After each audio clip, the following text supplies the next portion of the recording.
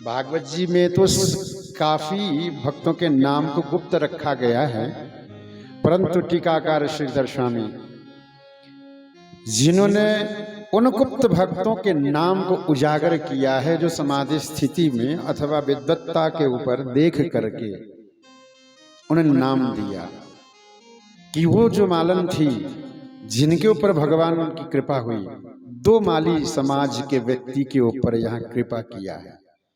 एक सुदामा नाम की माली, सुदामा नाम का माली जो अभी कुछ देर बाद आप सुनेंगे, उसके ऊपर कृपा किए हैं भगवान ने। और यहां सुखिया मालन,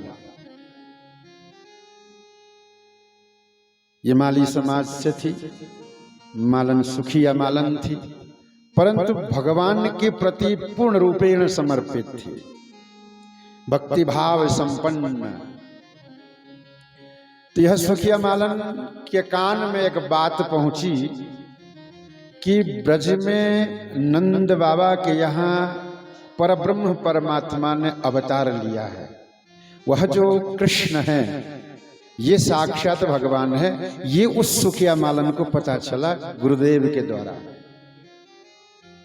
हर किसी को मालूम नहीं है कि भगवान कृष्ण भगवान है। गोपियों को भी मालूम नहीं है। गोपियां कहते ये तो हमारा कांत भाव लेती है, कांत है, ये गोपियां कहती है।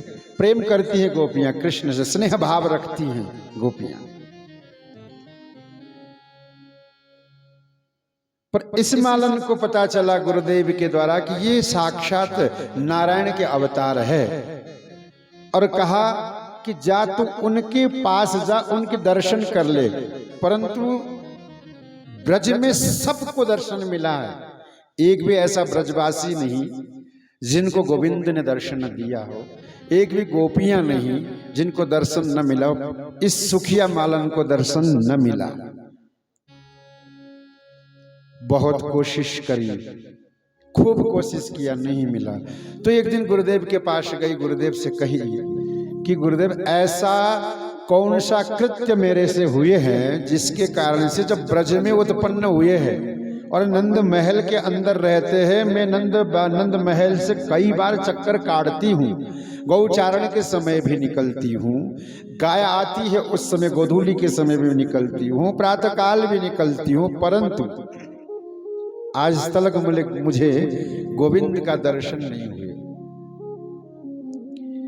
गुरुदेव ने भी कहा कि देखो, जब तक योग नहीं होता है, प्रारब्ध बलवान होता है, निश्चित एक दिन तुझे गोविंद दर्शन देंगे।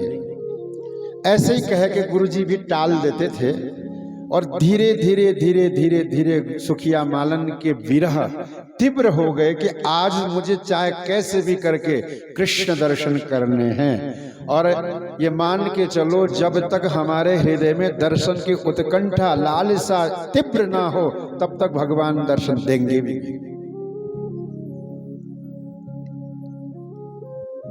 जिस दिन दर्शन की लालसा तीव्र हो जाए कि कृष्ण के बिना मृत्यु है जाएंगे, ये भाव जब जीवन में आ जाएंगे, उस समय निश्चित रूप से भगवान की कृपा होते हैं, और कृपा उन समस्त ऊर्जा एकत्रित होकर के हमें गोविंद का लाभ कर देंगे, गोविंद का दर्शन देंगे। अत्यंत विरह जब हुआ इस सुखिया मालन को, रहा न गया कि इतने समय व्यतीत हो गए, अभी तक दर्शन न मिला। सबको मिल जाते, सब कहते कृष्ण इतना सुंदर, मेरा आखिर क्या कारण। गई दोबारा गुरुदेव के पास और चरणाश्रित होकर के प्रणाम करके निवेदन करी कि आज अगर आपने मुझे कोई रास्ता न बताया तो ज्यादा दूर नहीं है जमुना जी, यहीं डूब के अपने प्राणों को त्याग दूंगी, परंतु मुझे एक बार कृष्ण के दर्शन चाहिए। गुरुदेव ने देखा कि अत्यंत विरह निष्ठा बढ़ गए हैं, अब इसको दर्शन जरूर गोविंद देंगे। तब कह दिया, तुझे एक मंत्र बता देता हूं, उस मंत्र का नित्य जाप करना, उस मंत्र के प्रभाव से तुम्हें भगवान दर्शन देंगे। और गुरु जब आदेश दे, गुरु आज्ञा सर्वोपरि। सुखिया मालन ने कही कि गुरुदेव दो, ऐसा कौन सा मंत्र है। गुरुदेव ने मंत्र दिया, ऐसा मंत्र दिया कि आज तक किसी भी गुरु ने ऐसा मंत्र न दिया होगा। वो मंत्र न था, वो मंत्र नहीं था, परंतु गुरु की वाणी से गाली भी निकल जाए ना, वो मंत्र माना जाता है। अगर गुरु किसी कारणवश आपको गाली भी दे दे तो मंत्र का काम करता है। तो यहां मंत्र क्या दिया, कहा कि नंद महल की रोज 108 परिक्रमा लगा देना। जिस वक्त इस परिक्रमा की पूर्ति होगी, रोज 108 लगानी है, और 1 महीने 2 महीने 4 महीने 6 महीने जब भी पूर्ति होगी उस दिन तुझे ठाकुर दर्शन देंगे। ये गुरुदेव के